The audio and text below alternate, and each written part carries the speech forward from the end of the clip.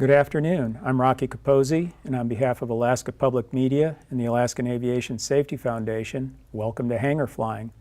Our guest this afternoon is Drew Budig. He's a third-year aviation student at UAA. Welcome, Drew. Thank you for having me. So, Drew, what got you interested in aviation? So, my grandpa, he was a bush pilot, so it's kind of in my blood. Actually, him and my uncle owned Skyways Alaska. It was Regal before Regal. I see. Are you an Alaska native then? You grew up here? Yep, born and raised in Anchorage. So what are you studying at UAA? So at UAA, I'm doing their aviation management program, but next semester I will be transferring down to Arizona State to eventually do a double major in air transportation management and unmanned aerial systems. Okay, so unmanned aerial systems, you're looking to the future here. What, obviously something tickled your interest there. What was it?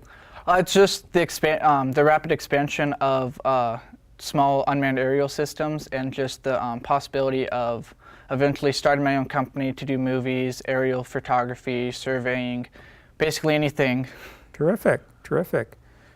So what are your plans then after graduation? It sounds like you've got some sort of vague ideas, or do you have any immediate plans following your undergraduate degree?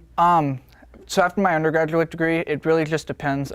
I'm thinking either of doing a master's in human factors or just going out and trying to start my own UAS operating company.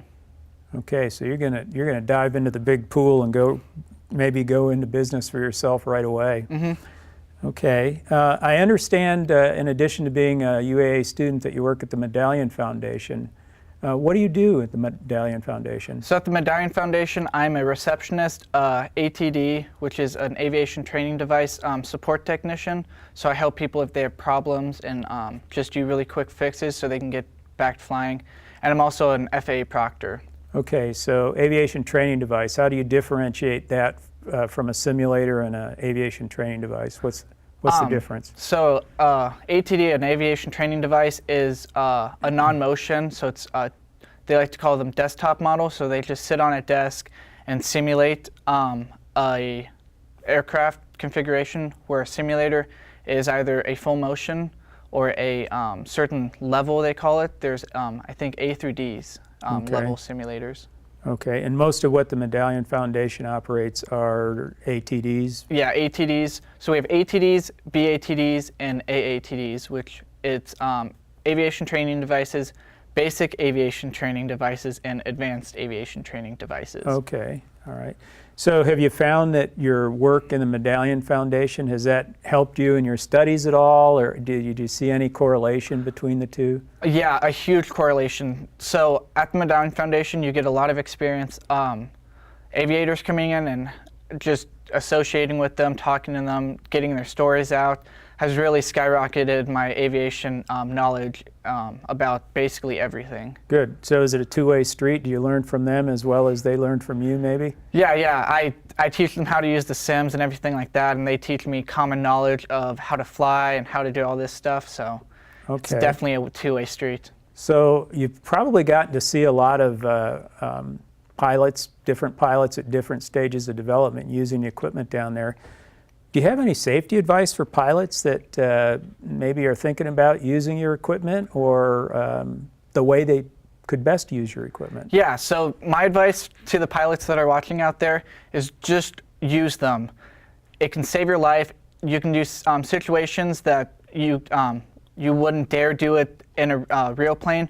You can do it in a simulator, get used to it, so if you have to use it in a real airplane, you can do it safely and proficient so you don't have an accident. And if you have an accident in the sims, you can just press reset and you're off flying again. Yeah, gotcha. You can always walk away from that sim accident. Yeah. So you work here in Anchorage.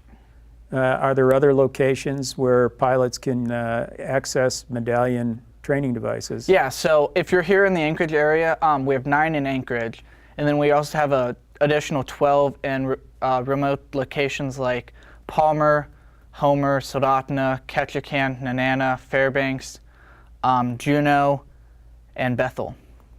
I think people living there might take issue with being called remote, but understand what you mean is they're just not here in Anchorage. Yeah. They're in other cities here in Alaska. Well, is there anything you'd like to pass along to the audience? Just use every resource that you have for your training. You can actually log on if you come into Anchorage, you can log certain hours on our sims. So it saves you money, and it also gives you proficiency on the aircraft that you're going to fly.